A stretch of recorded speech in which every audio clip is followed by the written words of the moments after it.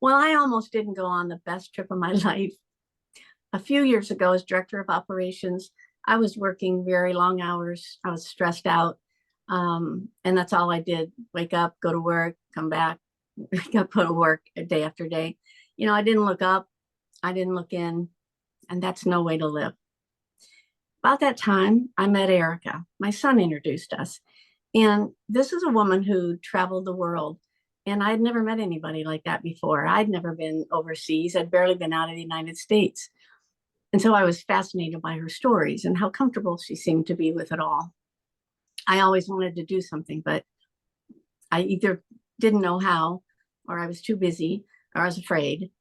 Um, then one day she called me and she said, "Hey, I'm going to go to London.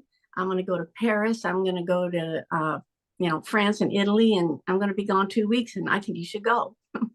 I just laughed. Like, well, what do I have any business doing that? I couldn't leave work. I had all these excuses. And I said no. So after I hung up, I went and talked to one of my friends at work, and they said, "What, are you crazy? Of course you should go. This company will be here when you get back. You need to go." And I just thought, well, I thought about it and I thought he's probably right. And so I called her back and I said, "Okay, yes, I'll go." And my life changed.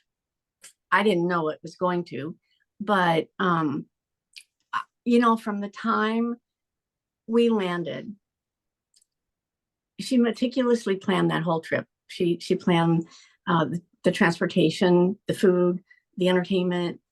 Didn't have to worry about language. She's pretty good with that. And sorry, this is it. Anyway, I lost my track. See, this is what I do. I'm going to keep going. We landed, and honestly, from walking the city of London with locals at night, it was amazing. To renting a car in Florence, and to Lucca. Oh my gosh, the most beautiful little city surrounded by these ancient rock walls, right in the heart of Tuscany. My dream. It was incredible. And that wasn't even half of it. Uh, One of my favorite memories was the overnight train to Paris. Who does that? We did that. And the boat ride to Venice. It still to this day gives me chills. Those memories were so magical. You know, and then we ended up at the seaside in Via in Italy. And it was like a place I'd never seen before. And the food was incredible. Just so much fun, so much fun. Living, day to day, getting up and being immersed in that culture, and each of those cultures that are each different but lovely, and the people were wonderful, and just learning about it all and giving me new perspective, a lot of perspective that I never had before. So there's a rhythm, it seems, to each culture, and I know Erica has talked about that, and I never understood it. I do now. It's something to experience for sure. And it's hard to explain how that trip changed me, but it did in good ways. I was in an unhealthy relationship, and I was able to end that, which was a big deal for me.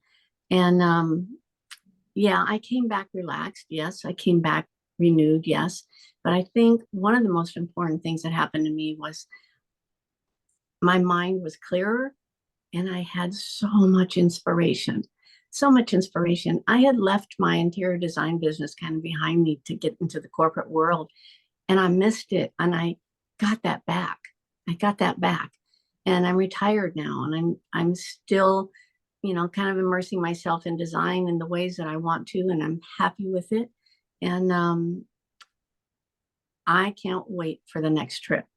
I don't know where it's going to be, but I know it's going to be fabulous, because if Erica curates a trip for you, you will return refreshed.